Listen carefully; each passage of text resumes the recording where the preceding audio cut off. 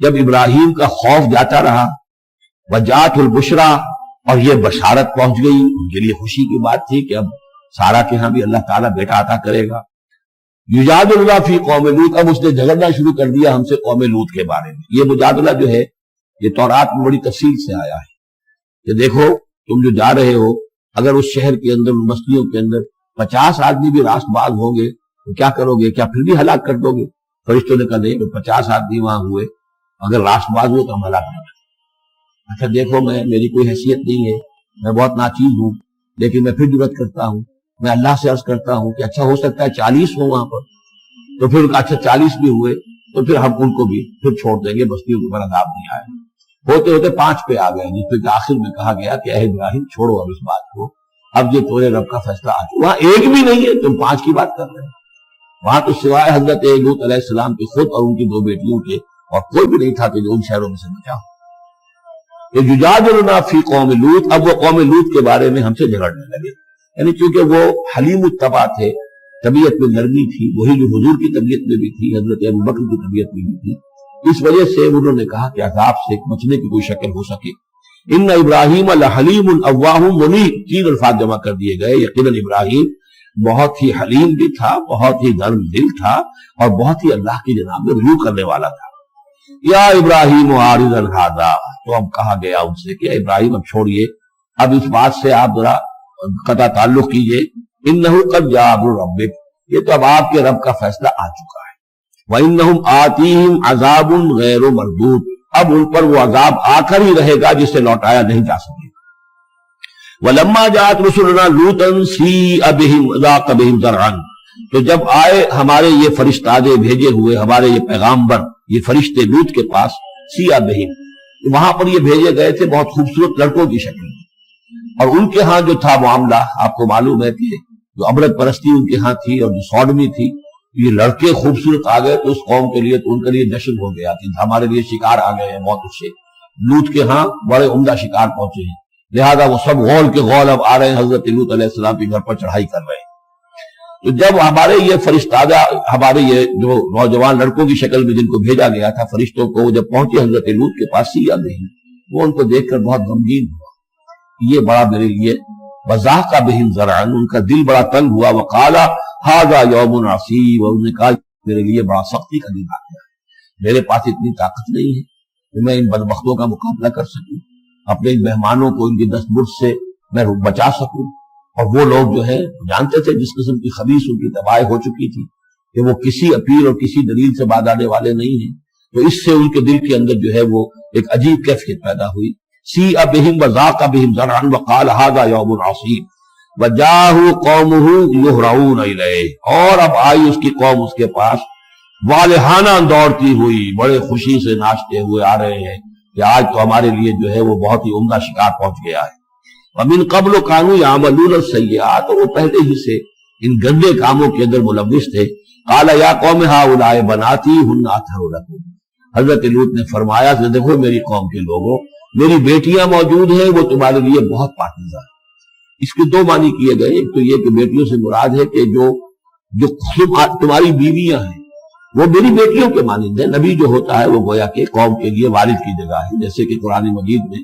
وازواجہ امہاتہم، حضور کی تمام ازواج جو ہیں وہ پوری امت کے لیے ماؤں کے درمیان ہیں، تو گویا کہ میری بیٹیاں ہیں، اللہ نے تمہارے لیے ان کو پیدا کیا ہے، تمہارے لیے جوڑا بنایا ہے، وہ پاک جو ہے تمہارے لیے راستہ، اپنی شہوت کی یہ تقاضے کو پورا کرنے کے لیے صحیح راستہ اس کو چھوڑ کر، اور یہ بھی ہو سکتا ہے کہ انہوں نے اپنی بیٹیوں ہی کو پیش کیا ہو کہ تمہیں اگر کرنا ہی ہے تو نکاح کر لو، میں اپنی بیٹیاں تمہیں نکاح میں دینے کو تیار ہوں، لیکن میرے جو یہ مہمان ہیں ان کے بارے میں مجھے رسوا نہ کرو۔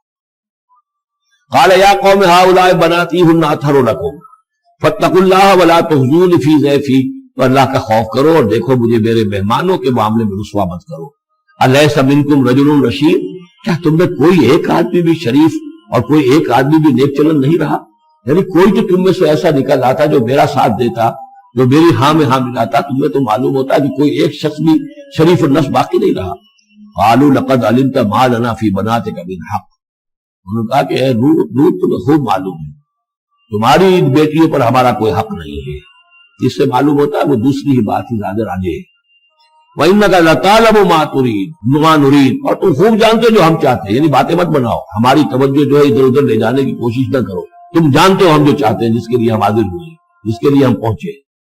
قَالَ لَوْ أَنَّ لِي بِكُمْ قُوَّةً، انہوں نے کہا کاش کہ میرے پاس تمہارے مقابلے کے لیے کوئی طاقت ہوتی، او آوی الی رکن شدید، یا وہ کوئی قلعہ ایسا ہوتا جس میں مضبوط میں جا کر پناہ لے لیتا اور تم سے اپنے آپ کو اور اپنے مہمانوں کو بچا لیتا۔ یہاں ہے اصل میں حضور صلی اللہ علیہ وسلم کی ایک حدیث میں الفاظ آئے ہیں، یرحم اللہ لوطا لقد کان یاوی الی رکن شدید، اللہ تعالیٰ رحم فرمائے لوط پر، وہ ایک مضبوط قلعے میں تھے، اللہ تعالیٰ کی حفاظت انہیں حاصل تھی، لیکن یہ کہ اس وقت جو صورت بن گئی تھی ان کے لیے، جیسے جب جادوگروں نے جو اپنے انچھر پھینکے تھے اور وہ بھی بن گئے تھے فرعون کے دربار میں، وہ بھی شکل اختیار کر لی تھی انہوں نے سانپوں کی، تو حضرت موسیٰ پر بھی وقتی طور پر خوف طاری ہو گیا تھا۔ تو بن بنائے طبع بشری خوف کا ہو جانا یہ کوئی نبوت کی عصمت کے منافی نہیں ہے۔ تو یہاں پر بھی اللہ تعالیٰ کی حفاظت تھی، اور جیسا کہ آیا فرشتوں نے پھر ذرا سا ایک ہاتھ ہلایا اور سب کے سب اندھے ہو گئے، وہ اس طرح کا معاملہ تفاصیل تورات میں ہے۔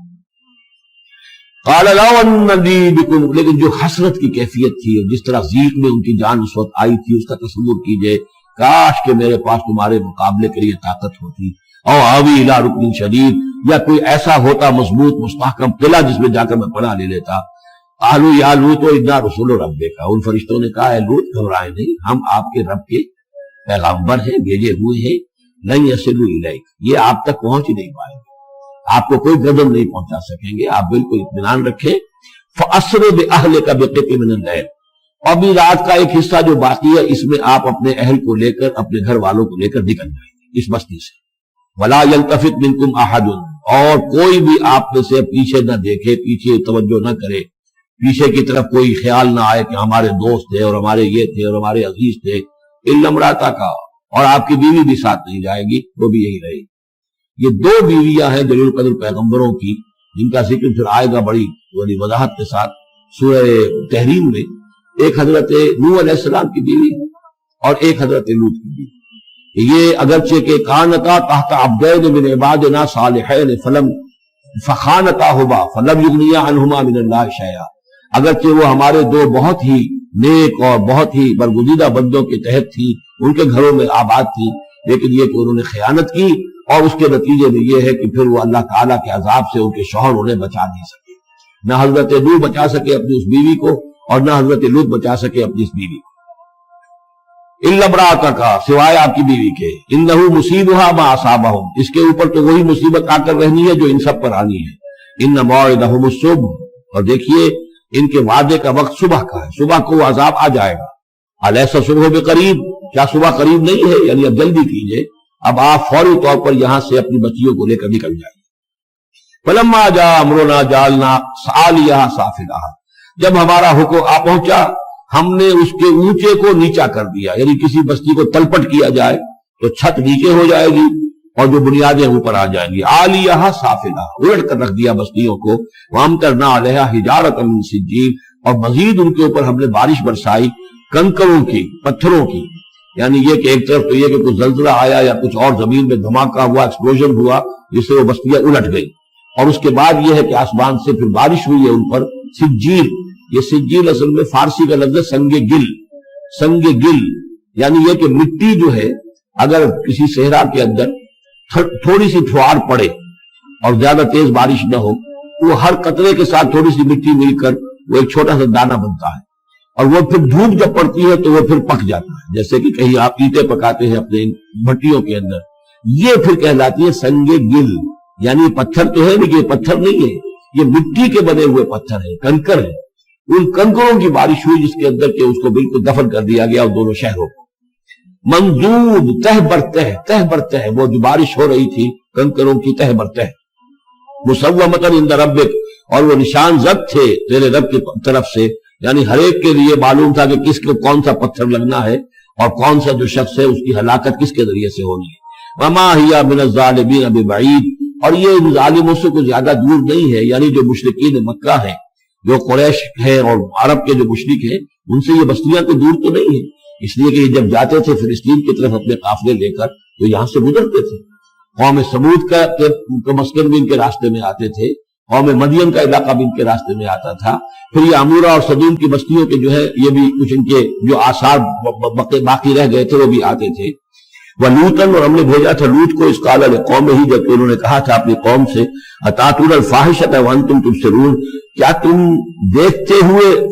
فحش کا حرکت کا ارتکاب کرتے ہو.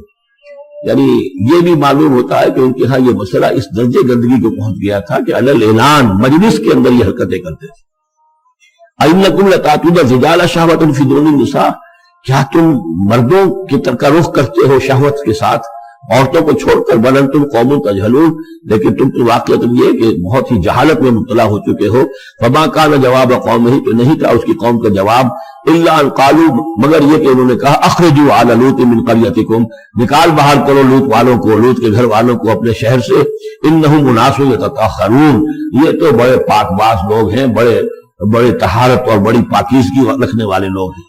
فانجیناہ واہلہ، تو ہم نے نجات دی اس کو اور اس کے گھر والوں کو، الا امرأتہ، سوائے اس کی بیوی کے، قدرناہا من الغابرین، یہ ہم نے مقرر کر دیا تھا کہ وہ پیچھے رہنے والوں میں ہوگی.